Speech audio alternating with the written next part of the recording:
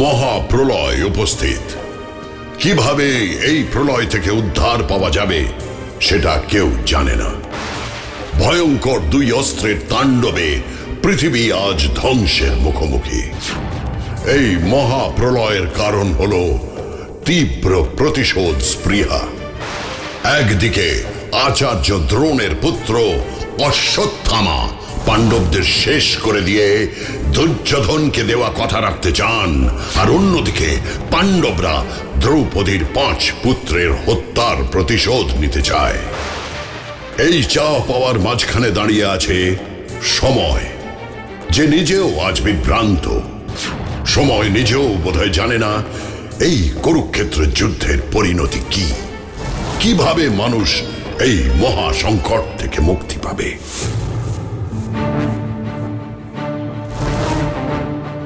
দেবরাজ, এখন কি হবে? আপনি আমাদের বাঁচান। নারায়ণ নারায়ণ নারায়ণ। দেবরাজ, আপনি এক্ষুনি কিছু একটা করুন, না হলে এই দুই অস্ত্রের তেজে সৃষ্টি যে একেবারে রসাতলে যাবে। নারায়ণ নারায়ণ। আমি বুঝতে পারছি নারদ, সৃষ্টি আজ বিপন্ন। একমাত্র মহাদেবী পারেন সৃষ্টিকে রক্ষা করতে। আপনি এখনই মরতে গিয়ে ওই দুই মহারথীকে তাদের অস্ত্র নিয়ন্ত্রণ করতে বলুন। আমি এই মুহূর্তে কৈলাসে মহাদেবের কাছে যাচ্ছি। তিনি এই বিপদ থেকে নিশ্চয়ই আমাদের উদ্ধার করবেন। নারায়ণ নারায়ণ নারায়ণ।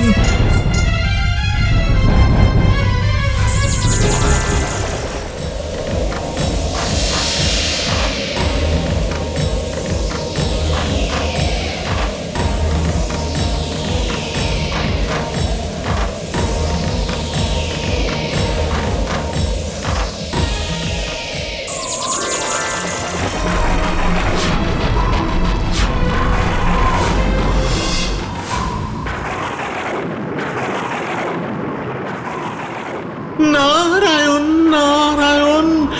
অর্জুন, অশ্বত্থামা, তোমরা তোমাদের অস্ত্র ফিরিয়ে নাও, না হলে তো এই পৃথিবী রসাতলে যাবে। নারায়ণ নারায়ণ।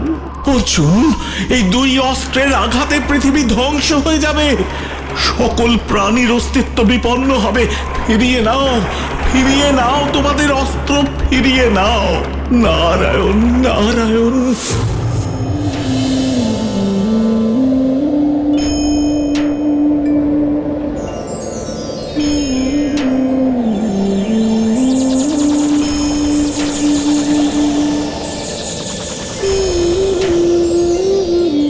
প্রণাম দেবাদিদেব মহাদেব। কি সংবাদ দেবরাজ? তোমাকে এমন উত্তেজিত দেখাচ্ছে কেন? আবার কোনো অসুরের আক্রমণ?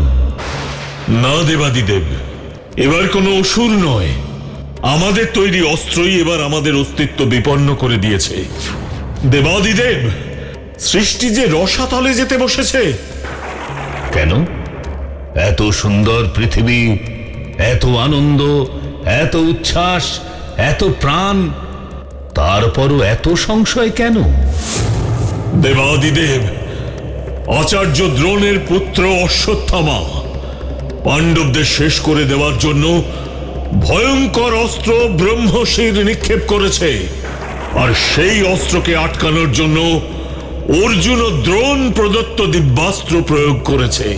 আর এই দুই ভয়ঙ্কর অস্ত্রের মুখোমুখি সংঘর্ষে পৃথিবীতে আজ মহাপ্রলয় উপস্থিত হয়েছে দেবাদিদেব। আমি জানি দেবরাজ, তুমি নিশ্চিন্তে ইন্দ্রলোকে ফিরে যাও, পৃথিবী অটুট থাকবে। এই মুহূর্তে মর্তে বিষ্ণু অবতার রূপে বিরাজ করছেন, এ তারই লীলা। তুমি চিন্তা করো না, সব ঠিক হয়ে যাবে। যথাজ্ঞা দেবাদিদেব, প্রণাম। না, আর সময় নষ্ট করা যাবে না। এখনই একটা সিদ্ধান্ত নিতে হবে। যেভাবেই হোক পৃথিবীকে ধ্বংসের হাত থেকে বাঁচাতেই হবে। দেবাদিদেব, আজ আপনার ভুলে এই অঘটন ঘটল। আপনি যদি অশ্বত্থামাকে পাণ্ডব শিবিরে প্রবেশ করার অনুমতি না দিতেন, তাহলে কোনোভাবেই এই পরিস্থিতি তৈরি হতো না। এটা আপনি কি বলছেন পরমেশ্বর? পরিস্থিতি তৈরি করা যায় না, বরং পরিস্থিতি তৈরি হয়েই থাকে। সৃষ্টির এই লীলা খেলায় আপনি তো সেই পরিস্থিতির স্রষ্টা। আর আপনি তো সব অসম্ভবকে সম্ভব করতে পারেন। তাহলে এই অনর্থকে আটকাতে পারলেন না কেন? শুনুন পরমেশ্বর, এখন অতীত নিয়ে আলোচনা করবার সময় নয়। এই মুহূর্তে ওই দুই ভয়ঙ্কর অস্ত্রকে থামাতে হবে। ওই দেখুন, নারদ আর ব্যাসদেব দুজনেই ওই দুই অস্ত্রকে থামানোর চেষ্টা করছেন।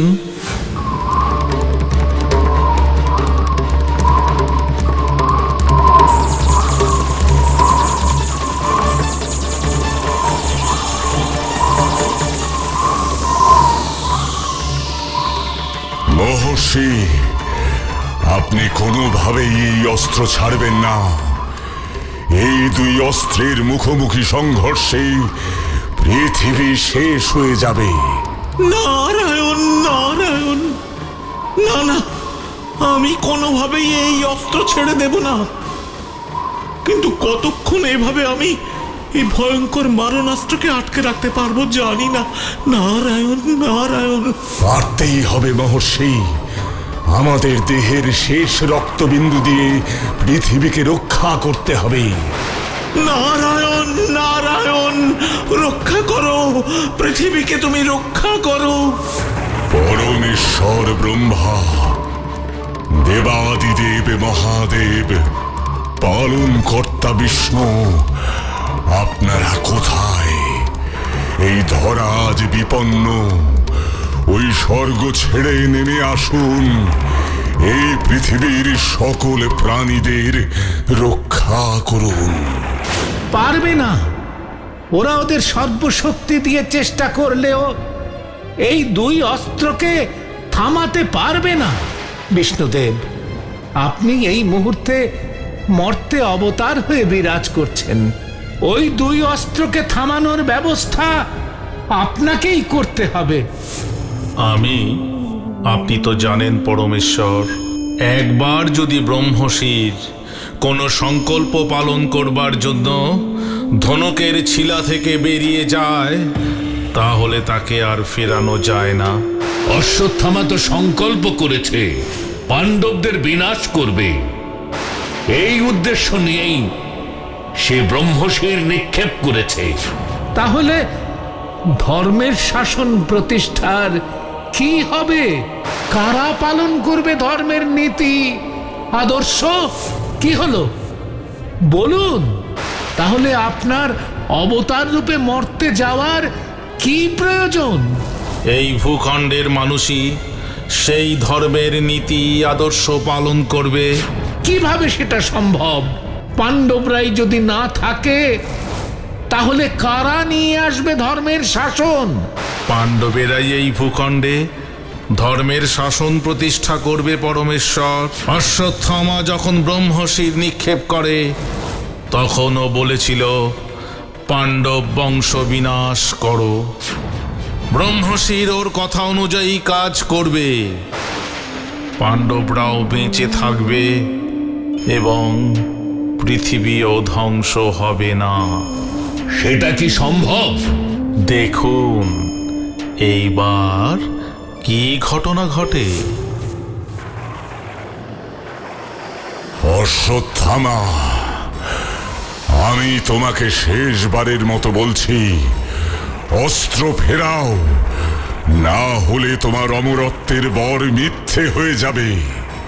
নারায়ণ নারায়ণ, অর্জুন অর্জুন, অন্তত তুমি তোমার অস্ত্র ফিরিয়ে নাও, তাহলে অশ্বত্থামাও তার অস্ত্র ফিরিয়ে নিতে বাধ্য হবে। সেটা কিভাবে সম্ভব দেবর্ষি? আমি আমার অস্ত্র ফিরিয়ে নিলে অশ্বত্থামার অস্ত্র আমাদের শেষ করে দেবে। নারায়ণ নারায়ণ, তুমি হলে বীর, তুমি হলে পথপ্রদর্শক অর্জুন। তুমি তোমার অস্ত্র ফিরিয়ে নাও, তাহলেই অশ্বত্থামা অবশ্যই তার অস্ত্র ফিরিয়ে নিতে বাধ্য থাকবে। নারায়ণ নারায়ণ।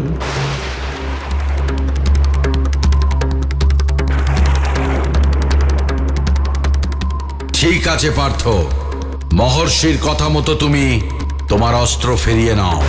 কেশব, আপনি তো জানেন আমি অশ্বত্থামার অস্ত্রকে আটকানোর জন্য আমার অস্ত্র নিক্ষেপ করেছি। এখন আমার অস্ত্র ফিরিয়ে নিলে অনর্থ ঘটে যেতে পারে। এছাড়া আর এখন কোনো উপায় নেই পার্থ, তুমি তোমার অস্ত্র ফিরিয়ে নাও। যথা আজ্ঞা কেশব, আমি আপনার এবং মহর্ষিদের নির্দেশে আমার অস্ত্র ফিরিয়ে নিচ্ছি, কিন্তু এরপর কি ঘটবে সেটা আমি জানি না।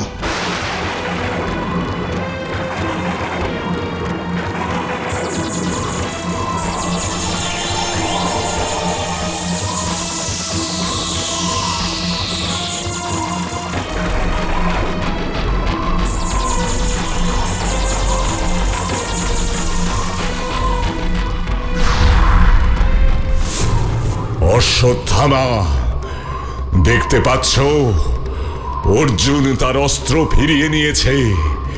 এবার তুমিও তোমার অস্ত্র ফিরিয়ে নাও। যথা আজ্ঞা মহর্ষি, আমি যথাসাধ্য চেষ্টা করছি।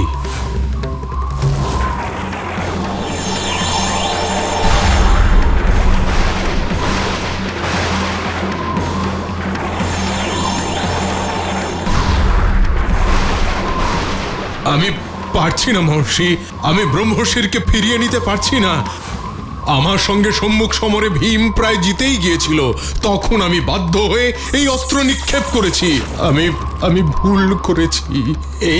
এই অস্ত্র আর আমার নিয়ন্ত্রণে নেই। এ কেমন কথা বলছো অশ্বত্থামা? আমাদের কথা মতো অর্জুন অস্ত্র সম্বরণ করেছে। এখন তোমার অস্ত্রকে থামাতে না পারলে বড় ধরনের বিপদ ঘটে যেতে পারে। নারায়ণ নারায়ণ, হ্যাঁ, তুমি যেভাবেই হোক এই ব্রহ্মশিরকে আটকাও।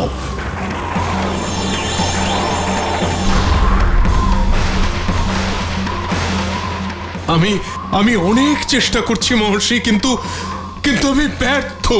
বেশ, এখন একটাই পথ আছে অশ্বত্থামা, তোমাকে সেই পথই গ্রহণ করতে হবে। বলুন বাসুদেব, আমাকে কি করতে হবে? তোমার নিক্ষেপ করা ব্রহ্মশির তোমার আজ্ঞা পালন করবে, আর অর্জুন আবার তার অস্ত্র নিক্ষেপ করবে। সেই অস্ত্র তোমার মাথার মণি নিয়ে আসবে। তুমি তৈরি হও পার্থ, তুমি তোমার অস্ত্র নিক্ষেপ করো।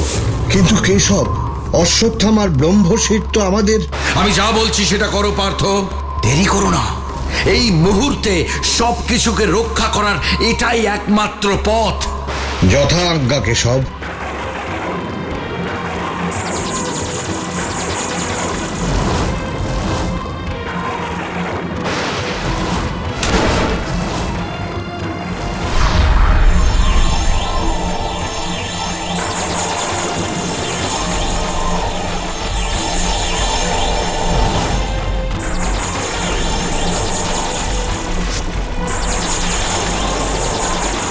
কিন্তু আমি আমার অস্ত্র নিক্ষেপ করেছি পাণ্ডবদের বিনাশের জন্য।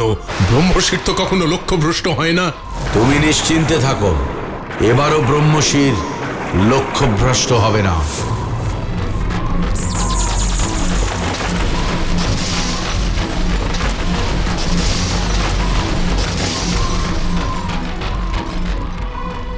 আজ এই মুহূর্তেই আমি তোমাকে হত্যা করতে পারতাম, কিন্তু তোমার পাওয়া বর আজও তোমায় বাঁচিয়ে দিল।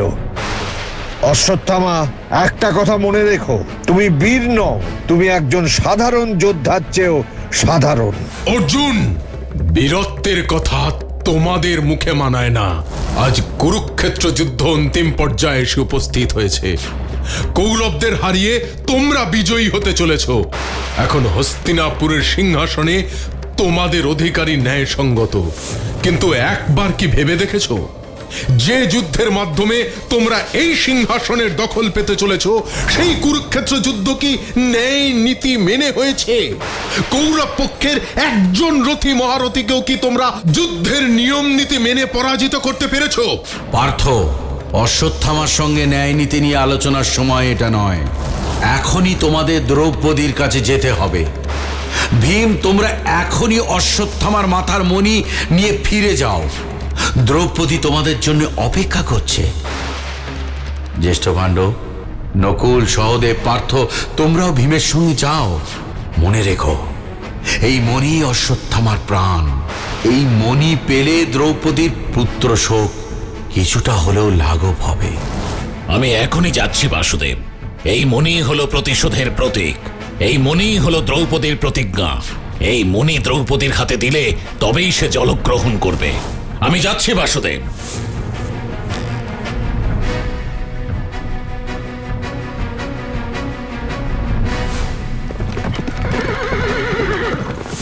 শোনো অশ্বত্থামা, তুমি যে পাপ কাজ করেছো তার জন্য তোমার মৃত্যুই একমাত্র শাস্তি। কিন্তু দেবতার বরে তুমি অমর, তোমার মৃত্যু নেই। সেই অমরত্বের বরের জোরেই তুমি নির্লিপ্তভাবে এত পাপ কাজ করেছো। বাসুদেব, আপনিও আজ ন্যায় নীতির কথা বলছেন। শুনুন বাসুদেব, এই কুরুক্ষেত্র যুদ্ধ আগামী প্রজন্মের কাছে অন্যায় যুদ্ধের নিদর্শন হয়ে বেঁচে থাকবে। অশ্বত্থামা, ন্যায় নীতি আদর্শের কথা তোমার জন্য নয়। হ্যাঁ অশ্বত্থামা, তুমি শোনো, নীতি কথা তখনই প্রাসঙ্গিক যখন একটা রাজ্যে ধর্মের শাসন প্রতিষ্ঠিত থাকে। অধর্মের শাসনে সব নীতি দুর্নীতি হয়ে যায়। তাই মানুষের স্বার্থে অধর্মকে সরিয়ে ধর্মকে প্রতিষ্ঠা করাই একমাত্র নীতি।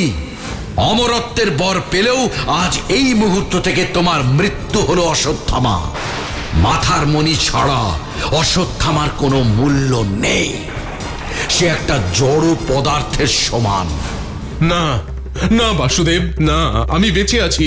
আমি দ্রোণপুত্র অশ্বত্থামা, আমার মৃত্যু নেই। অশ্বত্থামা, তুমি মৃত। তুমি একটা জ্যান্ত সব। সব হারিয়ে শুধুমাত্র নিজের শরীরটাকে নিয়েই তোমাকে বেঁচে থাকতে হবে। এটাই তোমার পাপের শাস্তি অশ্বত্থামা। না না বাসুদেব, এ শাস্তি আমি চাই না। এত এত নিষ্ঠুর শাস্তি ভোগ করতে করতে আমি কিভাবে স্থির থাকবো বাসুদেব? চাই না আমার অমরত্ব, আমি মৃত্যু চাই। হ্যাঁ বাসুদেব, আমি মৃত্যু চাই। আমি অশ্বত্থামা, আচার্য দ্রোণের পুত্র অশ্বত্থামা। বাসুদেব, একদিন সামান্য একটু দুধের জন্য আমাকে খিদের যন্ত্রণা সহ্য করতে হয়েছে। তবুও আমার পিতা আমাকে পরাজিত হতে শেখাননি, যুদ্ধ করতে শিখিয়েছেন, লড়াই করে অর্জন করতে শিখিয়েছেন। পুত্র অশ্বত্থামা, আজ আমি তোমায় একটি বিশেষ জিনিস প্রদান করব। তার আগে তোমায় কয়েকটা কথা বলি। আমার অন্তর্যামী জানেন আমি আমার প্রতিটি শিষ্যকে সমান নিষ্ঠার সাথে অস্ত্র শিক্ষা দেওয়ার চেষ্টা করি। তুমি আমার শিষ্য হলেও তুমি আমার পুত্র, আর পিতা হিসেবে আমার উচিত আমার ব্যক্তিগত সঞ্চয়ে তোমায় উত্তরাধিকার সূত্র প্রদান করা। তাই আমার ইচ্ছে কিছু বিশেষ জ্ঞান আমি শুধু তোমাকেই দান করব। আমি মাথা পেতে আপনার দান গ্রহণ করব বাবা। আর তোমার জন্য রইল এটা। এটি কি বাবা? এর নাম হলো বরুণাস্ত্র। এটি প্রয়োগ করে মাটি বা আকাশ থেকে জল আনা যায়। কিন্তু আজ আমি আর লড়াই করতে পারছি না। কেন আমি আজ এত দুর্বল হয়ে যাচ্ছি? কেন আমি স্থির থাকতে পারছি না? কেন?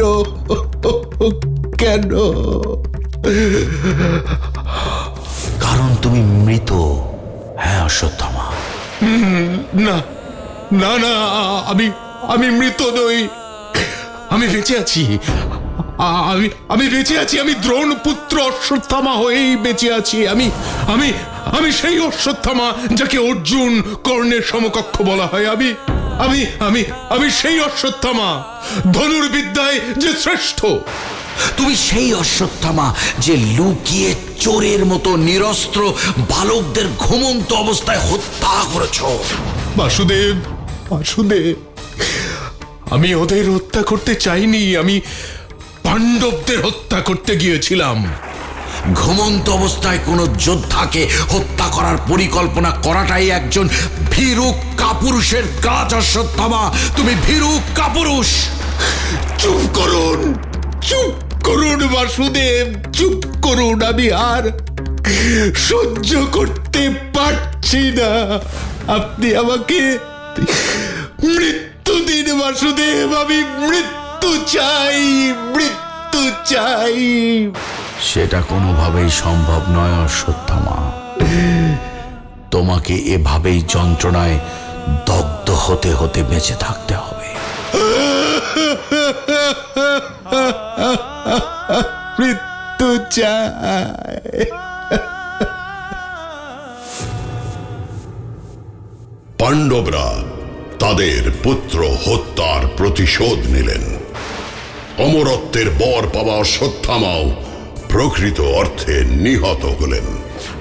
জৈবিক শরীরটা নিয়ে বেঁচে থাকার মতো বড় মৃত্যু আর কিছুই হতে পারে না। অশ্বত্থামার সম্মান, অহংকার, ব্যক্তিত্ব সবকিছুই তার মাথার মণি। সেই মণি পাণ্ডবরা দখল করলেন। দ্রৌপদী প্রতিজ্ঞা করেছেন ওই মণি হাতে না পেলে তিনি জলগ্রহণ করবেন না। ওই মণি তার হাতে দিয়ে পাণ্ডবরা পুত্র শোক ভোলার চেষ্টা করবেন। কিন্তু কুরুক্ষেত্র যুদ্ধ, সে যুদ্ধ কি শেষ? পাণ্ডবরাই কি হস্তিনাপুরের শাসক? সময় এই প্রশ্নের উত্তর দেবে। For more updates, subscribe to our channel, click the show links and enjoy watching the videos.